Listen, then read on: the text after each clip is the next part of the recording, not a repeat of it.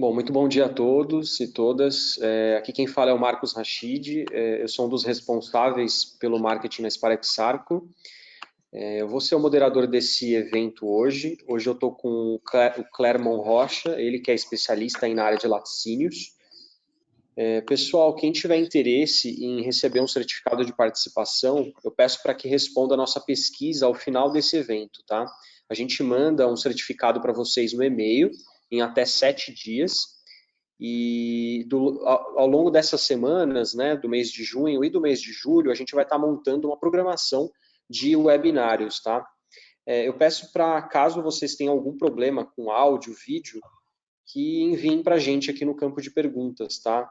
A gente vai estar separando alguns minutinhos ao final desse treinamento para a gente estar tirando todas as dúvidas de vocês. Então, utilizem aí o campo de perguntas para estar fazendo fazendo as suas perguntas. Pessoal, fiquem aí com o treinamento com o Clermont. Eu vou estar aqui caso alguma dúvida. E Clermont, é um prazer aí estar recebendo você nesse evento hoje. Obrigado, Rachid. Bom dia a todos. Prazer é meu poder compartilhar um pouquinho aqui e aprender com as dúvidas aí também. A gente fazer um bate-papo legal, embora seja rápido, apenas de 1 hora, né? Como o Rachid comentou, a gente envia um certificado de participação para vocês. Então, quem tiver interesse de receber, ao final da pesquisa, ao final do webinário, responder uma pesquisa e vocês receberão. Eu sou engenheiro mecânico, trabalho na Sarco há 8 anos e já atuei em algumas áreas, atendendo laticínios em Minas, Goiás e Rio Grande do Sul. Como é praxe aqui na Sparexarco, a gente sempre inicia todas as reuniões, treinamentos, webinários com o momento de segurança. E eu trouxe um assunto que vem de encontro com o mercado de laticínios, que a gente vai falar um pouquinho hoje, sobre a aplicação do vapor quando a gente tem injeção direta, né, em alguns processos industriais. Nós temos o vapor entra em contato direto com o produto, por exemplo, o leite, para fazer o requeijão, dentre outros. E isso pode gerar algum tipo de contaminação ou algo parecido. Então, aproveitando o momento de segurança aqui para a gente relembrar do nosso filtro culinário, né, que pode ser utilizado para fazer a esterilização, né, desse vapor para ser utilizado em vapor direto. Isso, para a gente utilizar o filtro, né, que é o CSF-16, a gente tem uma instalação típica, como vocês podem ver aí.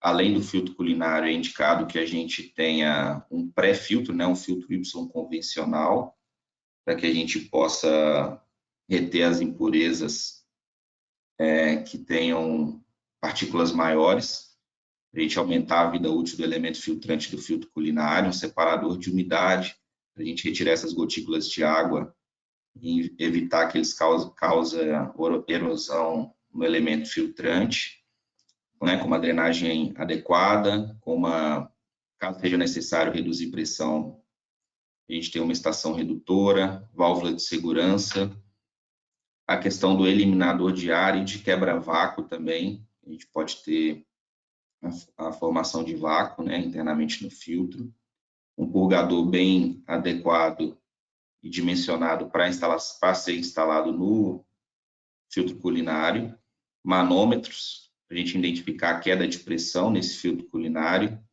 Através dessa queda de pressão é que a gente identifica o momento de retirar o filtro para fazer a limpeza. Aqui tem um resfriador de amostra, né? Caso a gente queira retirar uma amostra para ver a eficiência do filtro também. Lembrando que após o filtro culinário, toda a instalação ela deve ser em aço inox. Então, fica aí uma dica, né, de aplicação do filtro culinário com a sua instalação típica. Hoje o objetivo do treinamento é a gente falar de algumas boas práticas no sistema de vapor e condensado. E antes de falar um pouquinho da Sparexarco, A Sparax-Sarco, ela é uma empresa multinacional de origem inglesa. Aqui no Brasil, a gente também tem a ITER, né, que é uma indústria muito voltada para o mercado de alta pressão. Promalox é uma empresa também do grupo Sparax-Sarco, a Watson Marlow e a Gestra. Aqui no Brasil, a gente atende todo o território nacional com equipe direta. A gente tem a divisão das filiais e engenheiros de vendas em todo o território nacional. Está em presença global, né? 62 sites, mais de 7.000 colaboradores, 15 fábricas ao redor do mundo e mais de 1.600 engenheiros de aplicação.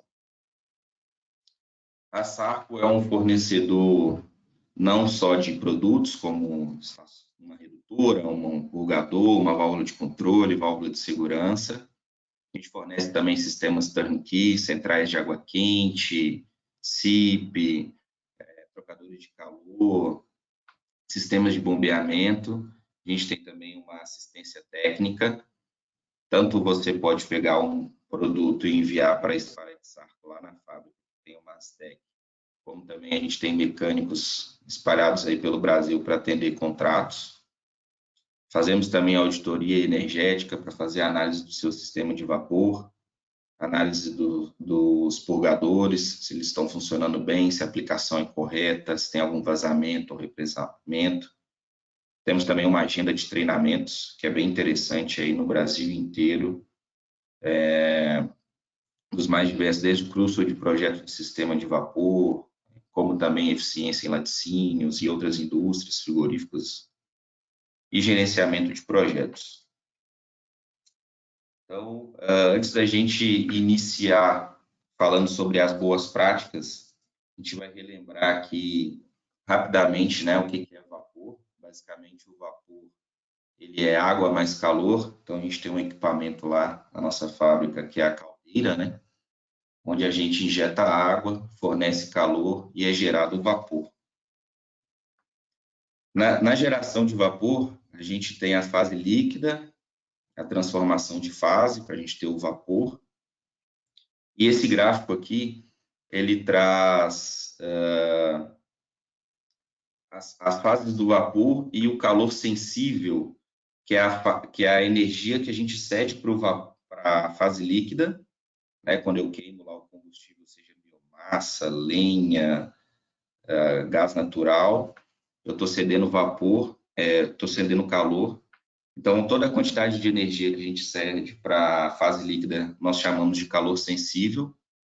E é importante a gente lembrar desse calor sensível, que é exatamente a quantidade de energia que a gente vai ter no condensado, né, depois que a gente trocou calor lá dentro dos nossos equipamentos na indústria. Eu ainda tenho uma energia considerável nesse condensado, o que viabiliza eu retornar com ele de volta para a caldeira, porque aí eu já vou precisar queimar menos combustível para ter a geração de vapor novamente. E o calor latente, né, que é a quantidade de calor utilizada para fazer a transformação de fase, sair de água para vapor. E esse calor latente é justamente a parcela de energia que nós ganhamos lá dentro do nosso processo. Então, a gente vai ver que a soma desses dois calores é o calor total, que é a quantidade de energia que eu preciso ceder lá na caldeira para a água para eu ter vapor. Então, só recapitulando, o calor sensível é a quantidade de energia que contém na fase líquida, e o calor latente é a quantidade de energia de transformação de fase, que é o que eu ganho lá no meu processo. Quando eu troco o calor e o vapor volta a ser água, né, que é o condensado de vapor. Calor total é a soma das duas.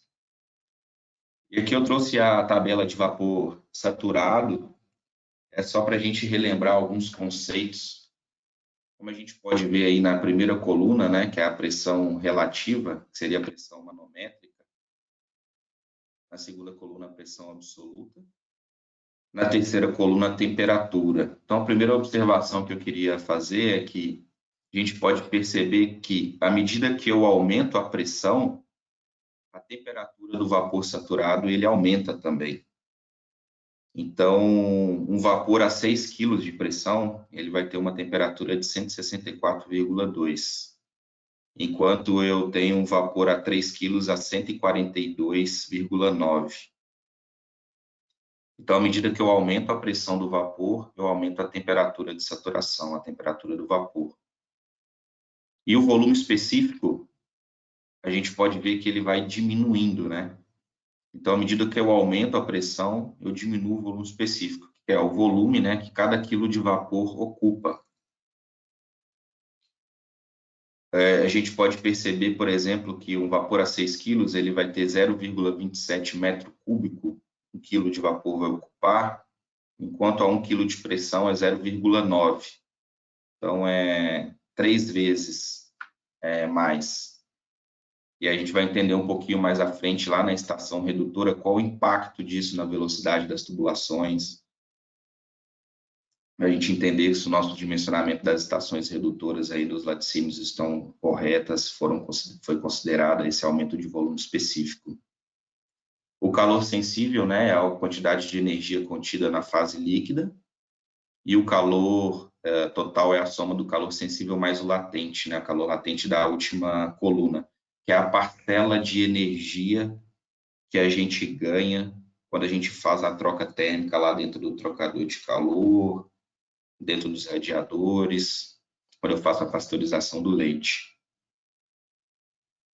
Então, uma coisa interessante que eu queria chamar a atenção de vocês é que, normalmente, na indústria, o vapor ele é gerado a alta pressão e, quando chega na maioria dos pontos de consumo, a gente reduz a pressão, né?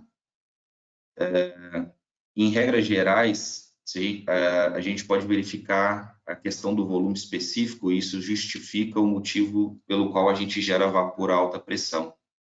Quanto maior a pressão de geração de vapor, menor o volume específico. Então, eu preciso de tubulações, acessórios com diâmetros menores para eu poder fazer a distribuição desse vapor, né, as linhas de vapor, custo de instalação, peso no pipe rack, tudo isso tem um impacto direto.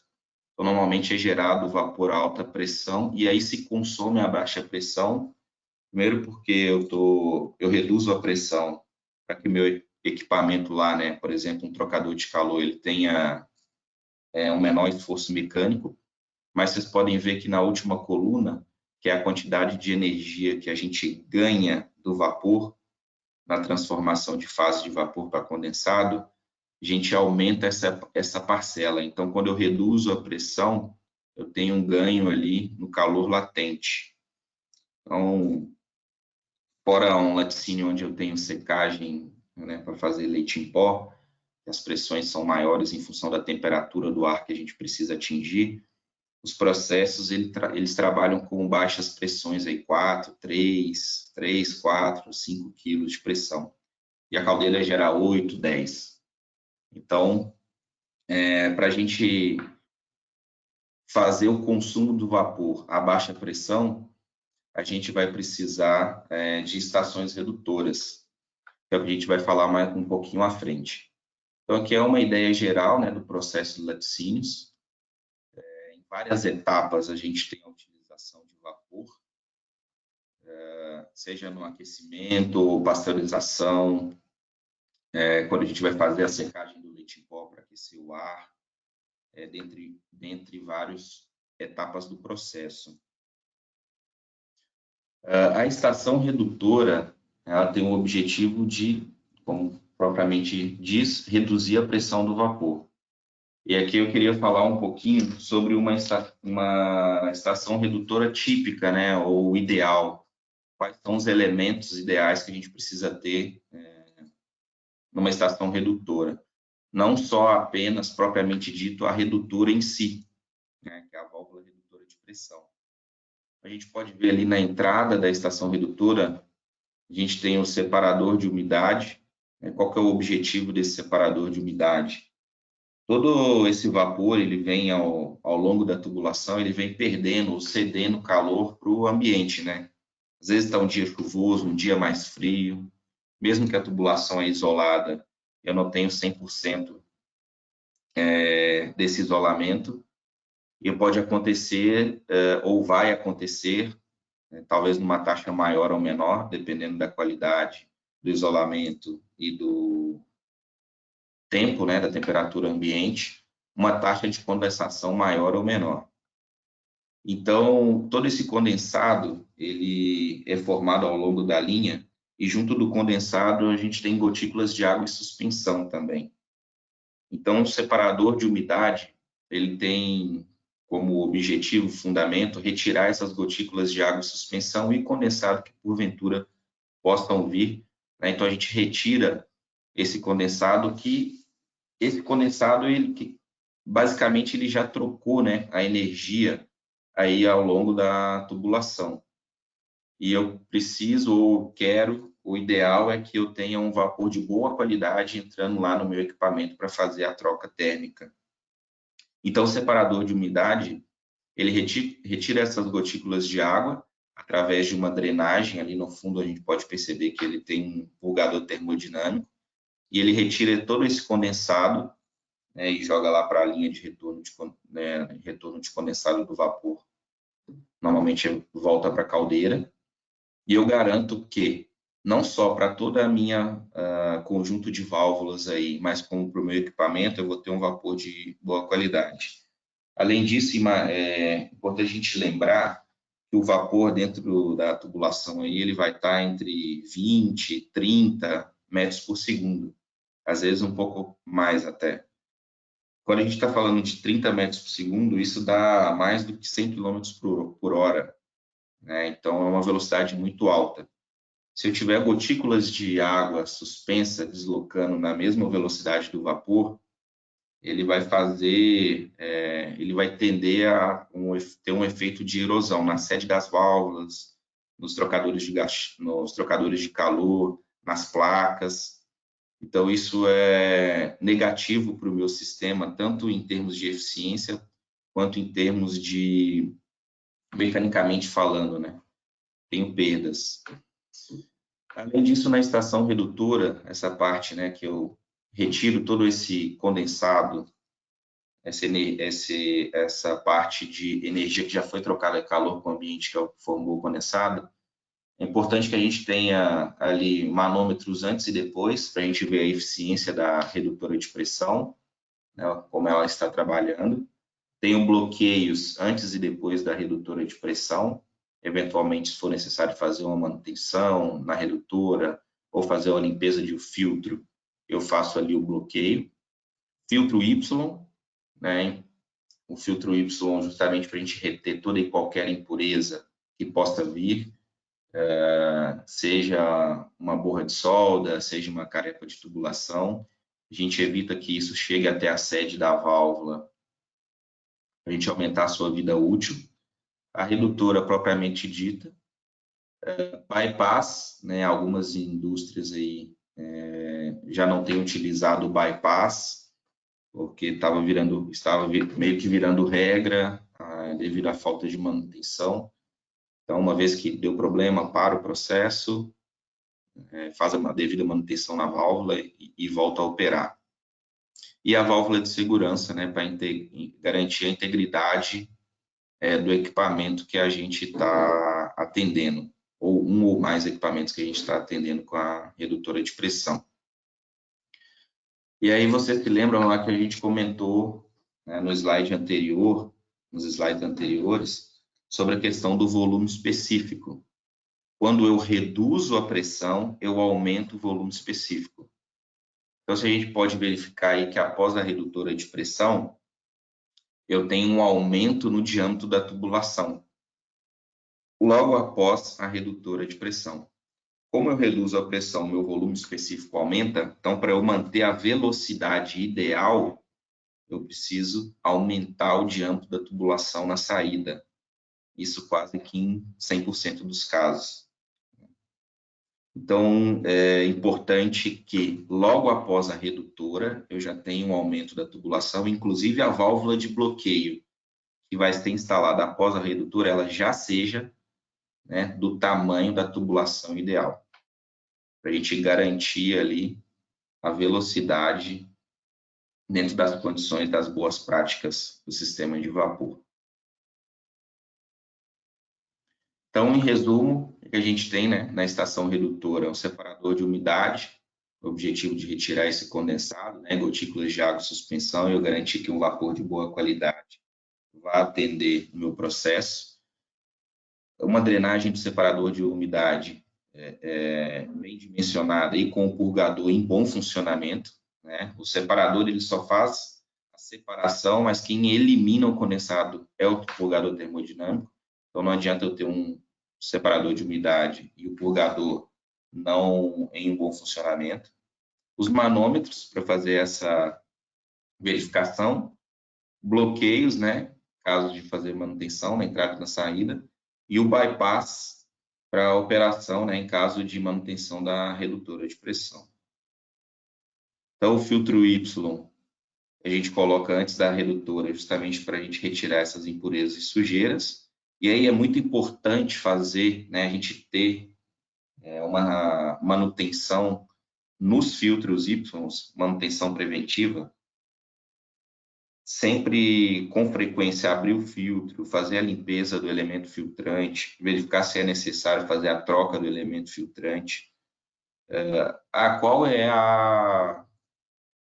o tempo ideal ou desejado para fazer essa manutenção? Vai depender de instalação para instalação. Instalações mais antigas, onde eu tendo a ter, né, maior desprendimento de careca de tubulação, por exemplo, provavelmente vai precisar de um tempo menor do que uma tubulação nova.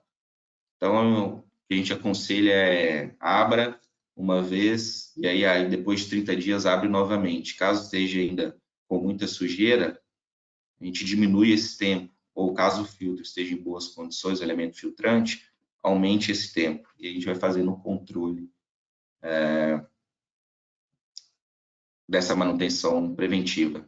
A redutora de pressão, né, ali no exemplo que a gente deu, tem uma auto-operada, a gente pode também fazer com controle 420, como a válvula de controle, válvula de segurança, para a gente garantir a integridade do equipamento. E aí, né, atenção para o diâmetro, né, após a redução de pressão, né, devido ao aumento do volume específico, para a gente manter a velocidade, a gente precisa aumentar o diâmetro da tubulação. Em alguns casos, onde eu tenho uma grande variação de consumo de vapor, por exemplo, eu tenho uma única estação redutora que vai atender mais de um equipamento. Vai atender, por exemplo, vários trocadores de calor, pasteurizador e dois trocadores de calor de central SIP. E a determinados momentos eu posso ter um trocador de calor consumindo, assim como eu posso ter também todos os 3 trocadores de calor trabalhando ao mesmo tempo. Então, como eu tenho uma variação de consumo muito grande, o ideal, na verdade, tem que fazer uma análise caso a caso, estudar os consumos, e pode ser que o ideal seja trabalhar com 2 redutoras de pressão em paralelo, justamente para a gente conseguir manter esse controle da pressão de forma efetiva, evitar variações e provocar problemas no nosso sistema de vapor.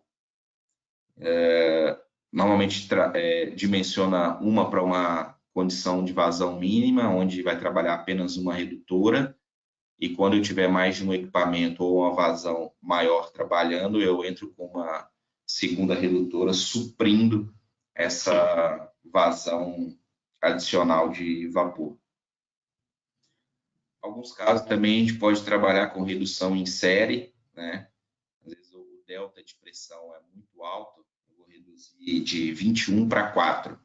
Eu tenho lá uma caldeira que gera vapor a 21 kg de pressão e em algum ponto eu vou reduzir para 4 kg de pressão. Então, o ideal é que eu faça essa redução por escalas, para que a válvula não trabalhe numa condição crítica, né? Pode causar vibração, diminuir o tempo de vida útil da válvula. Então, a gente falou um pouquinho sobre a estação redutora, a gente vai falar agora também sobre a drenagem dos equipamentos. Normalmente o equipamento, a drenagem do equipamento, ele é realizada com um purgador de boia. E o purgador, ele tem como conceito, né, como objetivo, ele liberar automaticamente o condensado sem perder vapor, né? E para que ele funcione, eu preciso que a pressão antes do purgador seja maior que a pressão após o purgador. Por quê? O purgador é um equipamento totalmente mecânico. Então, para ele funcionar, para ele ter esse escoamento do condensado de vapor, ele precisa necessariamente ter esse diferencial de pressão. O purgador, né, aqui é uma ilustração de como que ele funciona.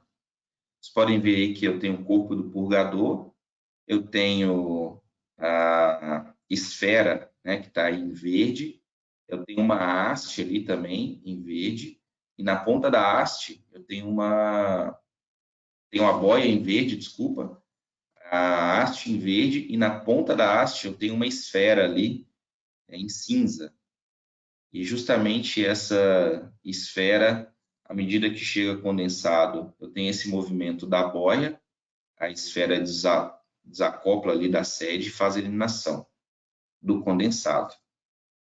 Então, chegou condensado, ele elimina instantaneamente, né? Tem outros elementos também no purgador de boia, assim, vermelhinho é eliminador de ar, né? Então é importante que o purgador ele tenha a capacidade de eliminar para que ele não trave em determinados momentos.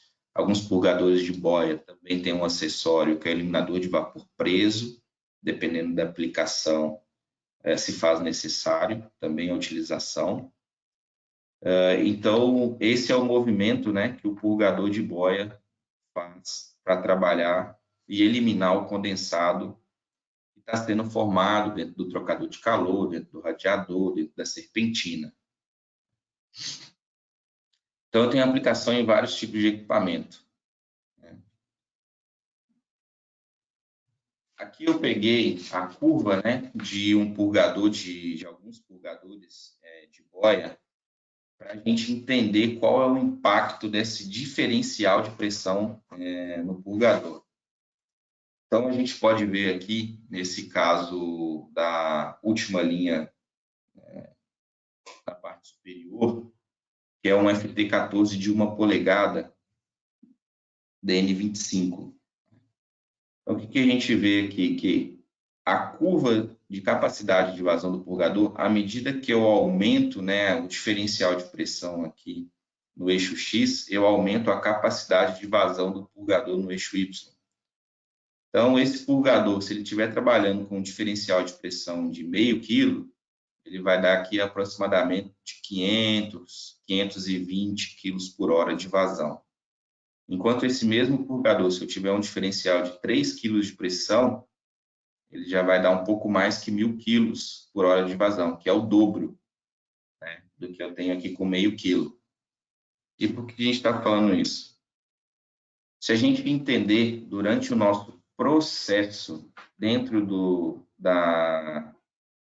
dos nossos equipamentos, a grande maioria deles, eu tenho uma variável que é a temperatura. Então, eu reduzo a pressão do vapor com uma válvula e logo à frente eu tenho uma outra válvula que vai fazer o controle dessa temperatura, seja ela de forma on-off, seja ela de forma modulante, ali 4 a 20 miliamperes, por exemplo. Então, aqui a gente vai simular, por exemplo, a variação, né, dessa temperatura e a atuação da válvula de controle, entender qual o impacto dessa variação na pressão antes ali do purgador. Então, no início do processo, por exemplo, quando eu tenho uma temperatura que está abaixo do set point, né, eu tenho um PT100 aqui que está fazendo a medição de temperatura do fluido que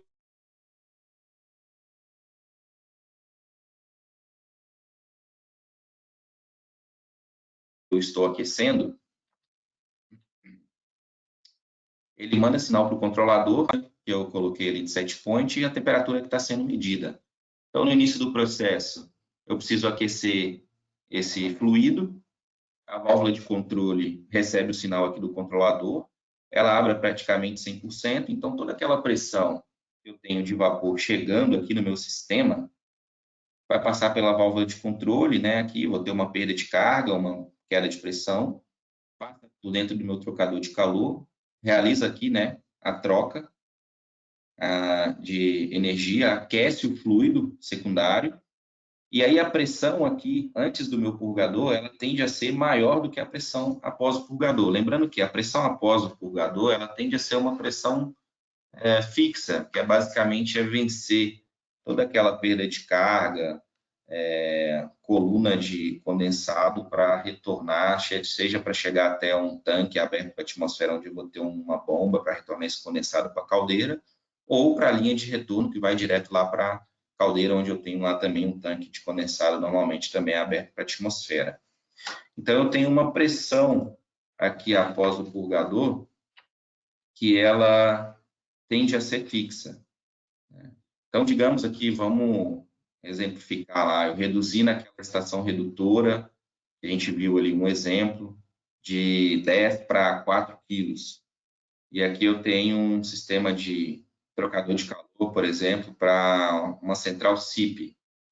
E eu tenho que atingir um determinado set point, por exemplo, 60 graus. Então, no início do processo, a água que está à temperatura ambiente passa, o PT100 faz a análise, compara que eu tenho um ΔT ali, né? O objetivo é alcançar 60, eu estou a 20, então manda sinal, a válvula de controle abre, libera a passagem de vapor. A válvula provavelmente vai estar aberta ali 100%, então é só a perda de carga aqui da tubulação e da válvula que eu vou ter de queda de pressão. E aqueles 4 quilos vai chegar aqui antes do purgador, 3,5 kg. E digamos que eu tenho aqui na linha de retorno 1 kg de pressão na linha de retorno. Então, 3,5 menos 1 kg, então eu tenho um ΔP aqui de diferencial 2,5 kg, né, de pressão. Então, eu tenho fluxo. Então, o purgador de boia ele vai fazer essa eliminação do condensado. Quando a temperatura está chegando próxima ao meu set point, o PT100 percebe isso, manda sinal aqui, o controlador entende essa diferença e já manda sinal para a válvula, né, aqui, através do 420 mA, começar a fechar para ficar próximo da temperatura do set point. E eu setei ali que é os 60 graus. Quando essa válvula de controle começa a fechar, ela causa uma perda de carga, ela causa uma queda de pressão no meu sistema de vapor. Então, a pressão após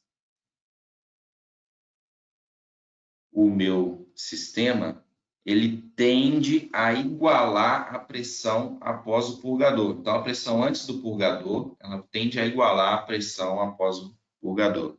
Então, lembrando que eu tenho aqui, né, no nosso exercício aqui, 1 kg após, né, fixo, após o purgador, essa pressão aqui antes do purgador, ela tende a se igualar, porque a temperatura está próxima do set point, eu estou fechando essa válvula de controle que está causando uma perda de carga. E aí, esse momento onde eu tenho a equalização das pressões, eu não tenho fluxo. Como eu não tenho fluxo, o meu purgador ele não vai liberar o condensado. Então, esse condensado ele vai ficar travado aqui, eu tendo a alagar o meu sistema.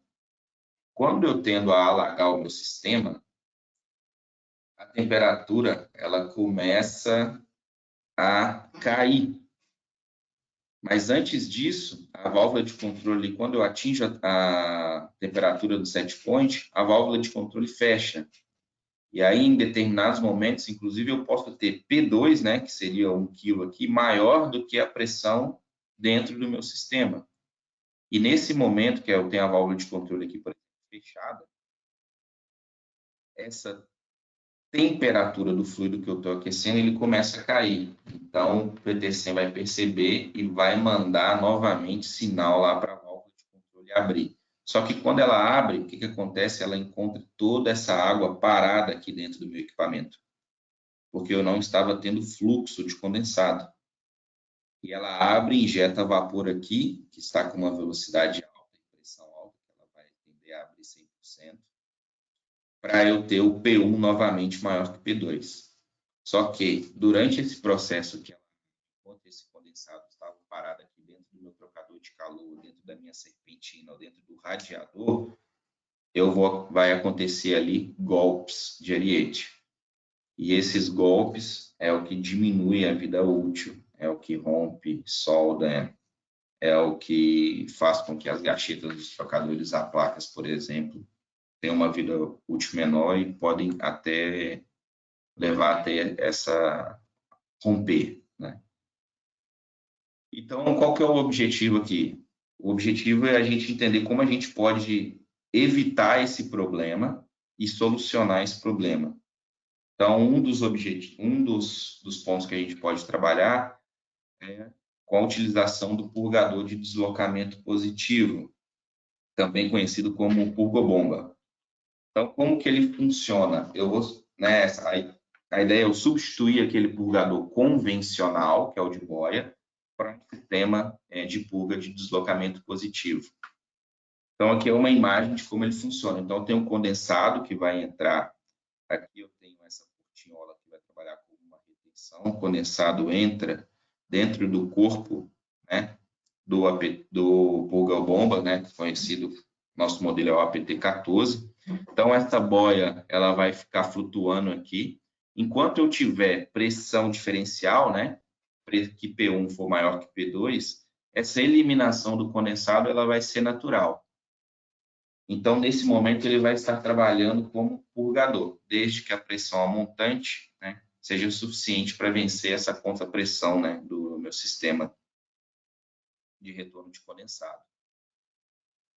Dado um determinado momento, se a pressão for inferior ou igual, e onde for acontecer lá o stall point, ao invés de eu alagar o meu equipamento, eu vou alagar a caixa do meu purgador.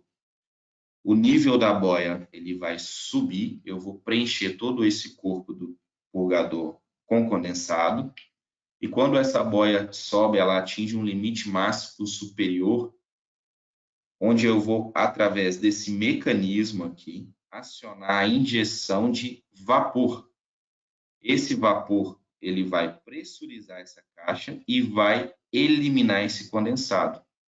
Então, essa válvula de injeção do próprio vapor alta pressão, ela é aberta, injeta-se vapor dentro da caixa do purgador, a válvula de retenção aqui, tipo portinhola, evita que esse condensado volte, né, para dentro do meu equipamento e eu elimino esse condensado, direcionando ele para a minha linha de retorno. Então, eu vou atingir aqui meu limite inferior da boia. Quando eu atingo esse limite inferior, através do mecanismo, novamente, eu vou fechar a válvula de admissão e abrir a válvula de exaustão. É para eu despressurizar com esse vapor de alta pressão que eu utilizei para criar o condensado.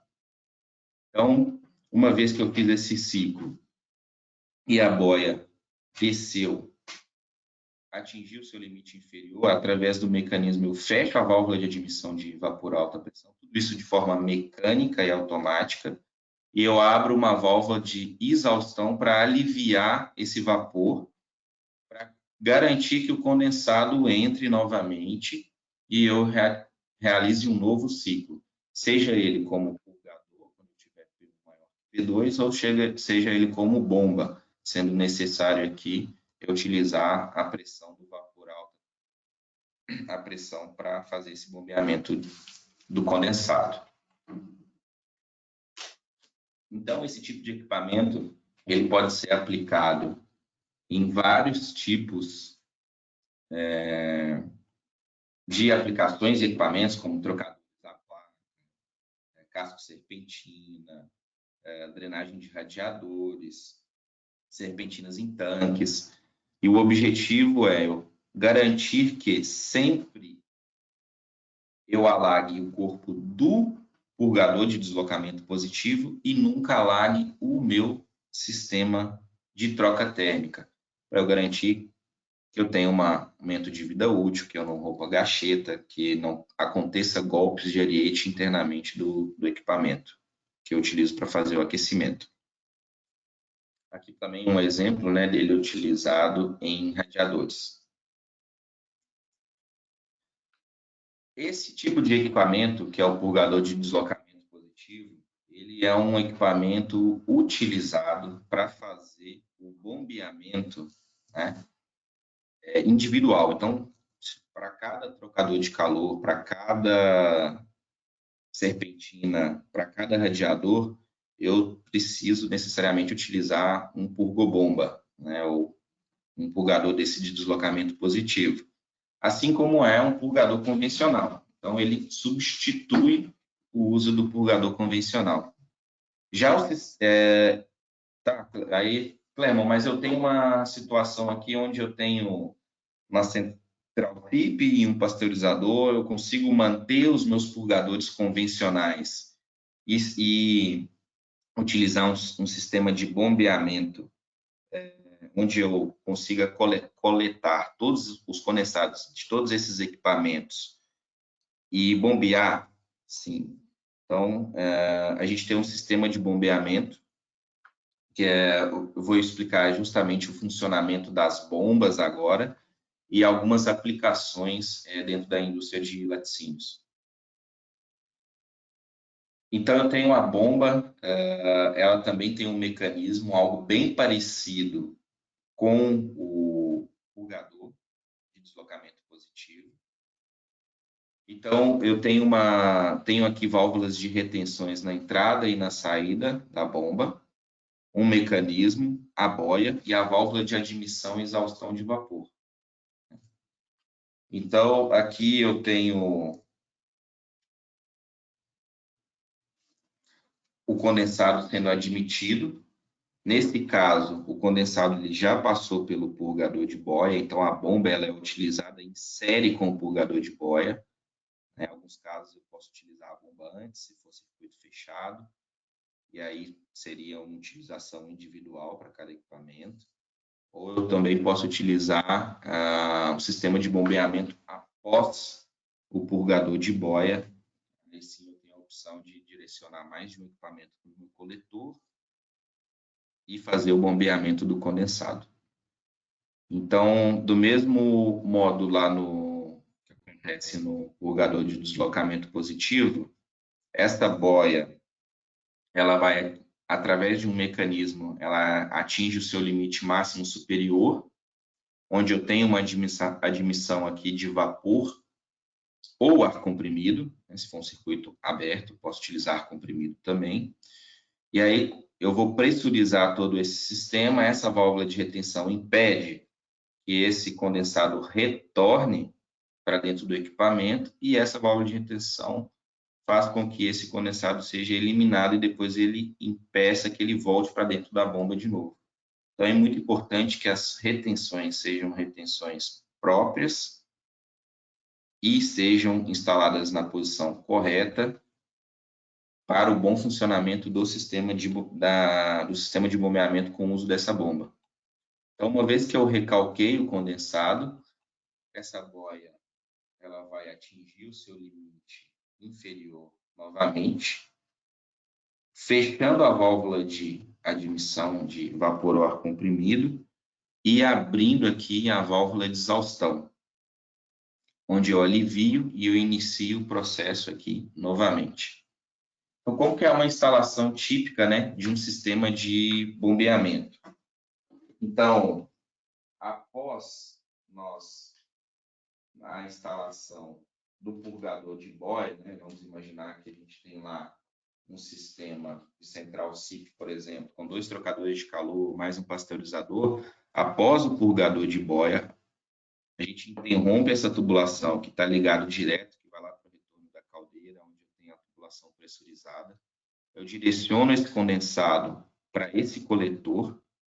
Esse coletor ele tem a função de separar a fase líquida da fase gasosa, então aquele vapor flash ele vai ser eliminado, ele vai sair aqui através dessa exaustão desse coletor. Aqui eu posso, né, ainda desenvolver alguns projetos para reaproveitar esse vapor flash, né, visando a eficiência energética do sistema.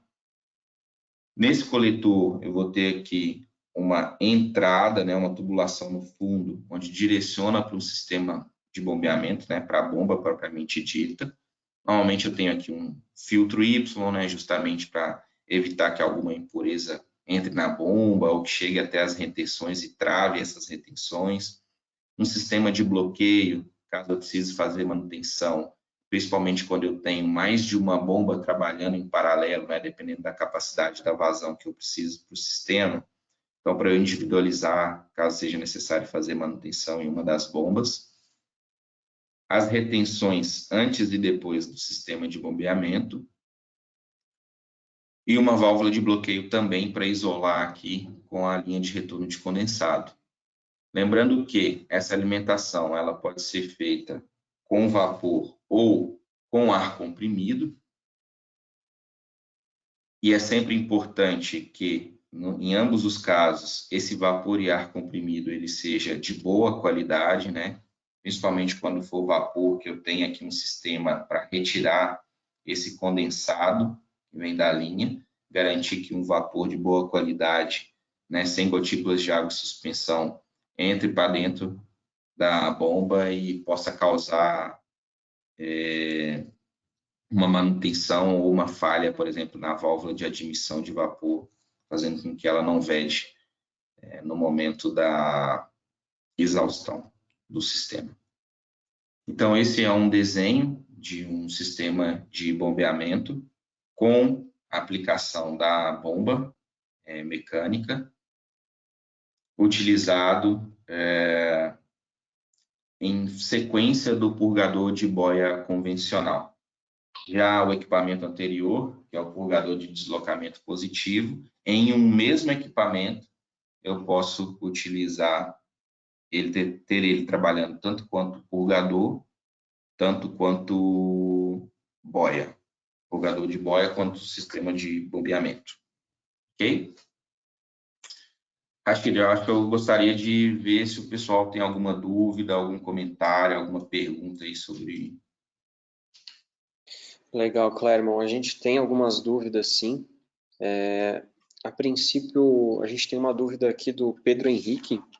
Ele traz para a gente o seguinte: por trabalhar com uma matéria-prima extremamente termossensível e termolábil, usa-se, em geral, vapor a baixas temperaturas e pressão em laticínios. Seria então o excesso de formação de condensado o principal problema de laticínios? A formação do excesso de condensado? Seria então o excesso de formação de condensado o principal problema de laticínios? Eu não sei se ele está se referindo, talvez ele possa nos ajudar a entender um pouquinho melhor, com relação à formação de condensado ao longo da linha de vapor, onde a gente comentou lá sobre a utilização do separador de umidade. Né? Então, qual que é o objetivo do separador de umidade? Justamente eu garantir que na entrada do equipamento, na entrada do meu trocador de calor, eu tenha um vapor de boa qualidade, isento, né, dessas gotículas de água, desse condensado formado ao longo da linha, porque uma vez que eu tenho condensado dentro da tubulação de vapor, significa que esse condensado ele já realizou o trabalho, né, de transferência de calor, né, daquela energia que a gente viu lá, que é o calor latente, que em média lá, se a gente perceber, ele é 5 vezes maior do que o calor sensível, que é a quantidade de energia que eu tenho na fase líquida. Então, por isso é importante eu ter, ao longo da linha, né, as botas coletoras bem dimensionadas, e nas entradas dos equipamentos eu tenho separadores de umidade para fazer a separação tanto dessas gotículas de água em suspensão que não são retiradas pelas botas coletoras. Bota coletora, ela retira apenas o condensado que está no fundo da tubulação, né, deslocando no fundo da tubulação. Então, eu retiro e garanto que esse vapor seja um vapor de boa qualidade na entrada do meu equipamento. Show de bola, Clermont. Obrigado pela resposta. Caso o Pedro ele queira fazer algum adendo aqui, fique à vontade, tá, Pedro? A gente tem uma pergunta aqui do Daniel. O Daniel traz o seguinte para a gente. Se o ponto de geração da caldeira for próximo do ponto de consumo, eu poderia elevar a pressão de trabalho da caldeira em 1 bar a mais que o necessário e dispensar o conjunto redutor? Legal, boa pergunta. A questão da redução da pressão na geração da caldeira é muito importante a gente trabalhar a caldeira mais próximo possível da pressão pelo qual a caldeira foi projetada, porque aí envolve outras anuências lá do projeto da caldeira, como área de troca, capacidade de vazão, reduzir a pressão de trabalho da caldeira em comparação com o próprio projeto da caldeira, tem uma série de impactos negativos. Posso ter arraste, então não é apenas voltado para a questão de eu ter a redutora ou não, mas também a questão do equipamento para ele trabalhar nas condições pelo qual ele foi projetado. Hoje é muito comum alguns clientes fazerem esse tipo de pergunta. Eu posso reduzir a pressão de trabalho do meu equipamento? Eu vou ter algum ganho com isso? Então, é muito importante a gente seguir todo o projeto da caldeira e trabalhar nas condições pelo qual ela foi dimensionada e projetada, porque eu posso ter alguns impactos no meu sistema. Tá? Por exemplo, se eu reduzir, o equipamento foi projetado para trabalhar com 10 quilos e toda a tubulação também foi projetada para trabalhar com 10 quilos.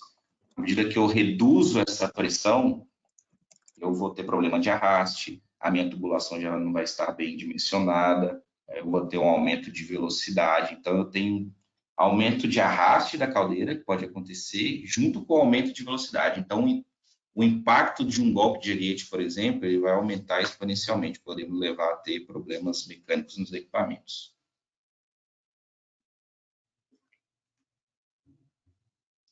Show de bola, legal, Clermont. Deixa eu dar uma olhada aqui se a gente tem mais alguma dúvida.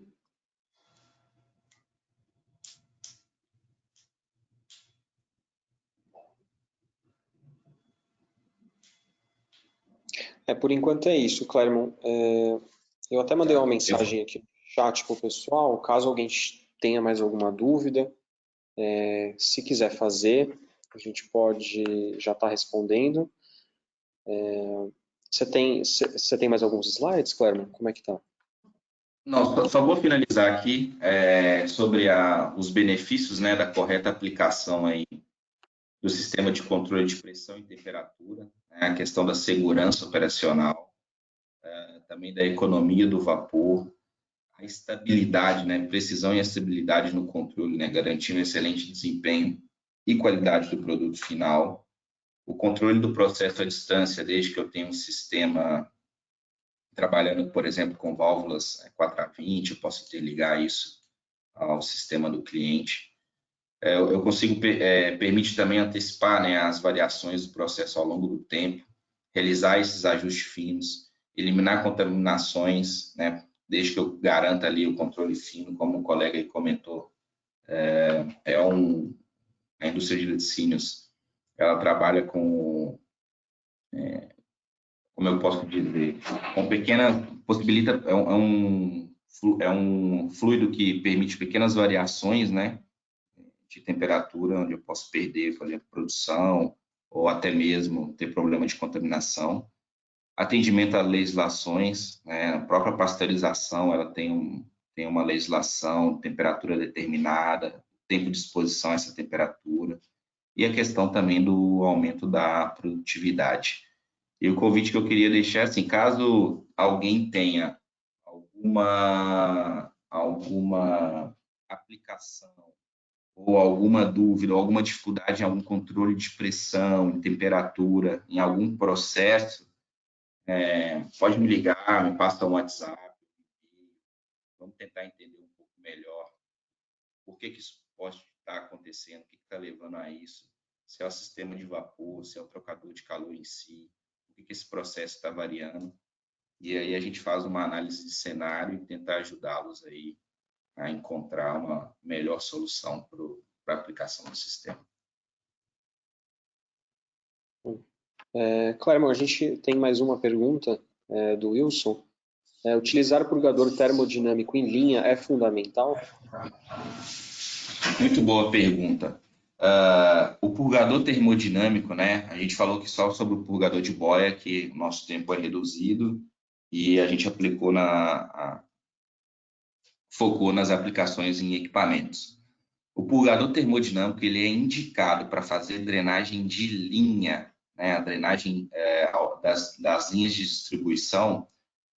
Primeiro porque ele trabalha de forma intermitente, né? Então, não necessariamente a todo momento eu tenho ali condensado na minha bota coletora. Então, ele trabalha de forma intermitente. Ele é mais resistente, que ele é um purgador muito robusto, né? Resistente a golpes. Ele também consegue fazer eliminação de ar. É um purgador que tem também um custo comparado com o purgador de boia menor, mas não sei se vocês perceberam, mas em algumas ilustrações ali das estações redutoras, tem purgador de boia, por exemplo, aplicado em bota coletora. É possível utilizar, por exemplo, desde que se você tiver algum local onde você tem uma alta taxa ou algum local onde você tem uma longa distância sem purgadores e você tem uma vazão maior, o purgador de boia ele pode ajudar nesse sentido, porque ele faz uma eliminação instantânea do condensado gerado. E o purgador termodinâmico ele trabalha de forma intermitente. Assim também existe uma discussão, né, muito longa sobre o uso do purgador termodinâmico ou do termostático para fazer drenagem de linha. Não sei se a pergunta dele também foi nesse sentido. O purgador termostático, a gente só tem que tomar um pouquinho de cuidado, porque ele descarrega o condensado abaixo da curva de saturação, né? Seja lá, depende da cápsula que você está utilizando, do fabricante, se é 2, 3, 4, 5 graus abaixo da curva de saturação. E isso implica que você vai precisar alargar sua bota coletora um pouco mais, ou o tempo de abertura comparado com o purgador termodinâmico, ele é maior, né? Então, isso pode causar arrasto de condensado, pode alagar seu sistema. Além de que o purgador termostático ele tende a travar, por exemplo, fechado, né? Enquanto o purgador termodinâmico tende a travar aberto. Então, é importante analisar onde está aplicado, qual é a distância, se faz sentido ou não. Mas o purgador termodinâmico para drenagem de linha, hoje ele é o mais indicado. Em termos técnicos e comerciais também, comparado com esses outros dois modelos, o boia e o termostático. Muito bom, Clermont. Obrigado pela resposta. Queria agradecer a participação de todo mundo. Ao longo das próximas semanas, a gente vai estar passando aqui uma nova programação de treinamentos online. Então, a gente vai ter uma programação com vários segmentos diferentes que a gente vai trabalhar, vários especialistas vão estar aqui para falar com a gente. Caso vocês tenham alguma dúvida, a gente tem a pesquisa de satisfação lá, é um dos espaços que vocês podem usar para estar fazendo perguntas, para estar tirando alguma dúvida com o Clermont, e a gente vai estar tentando responder para vocês aí nessa semana ainda por e-mail, tá? Então, responda a nossa pesquisa, a gente faz a emissão de um certificado de participação, que é emitido em até uma semana, e agradeço a participação de todos e fiquem ligados aí no nosso LinkedIn, no nosso site, a gente vai estar comunicando vocês com relação aos próximos treinamentos, tá? Clermont, muito obrigado aí, um bom almoço para você, um bom almoço a todos. Obrigado a todos aí pelo tempo. Boa semana.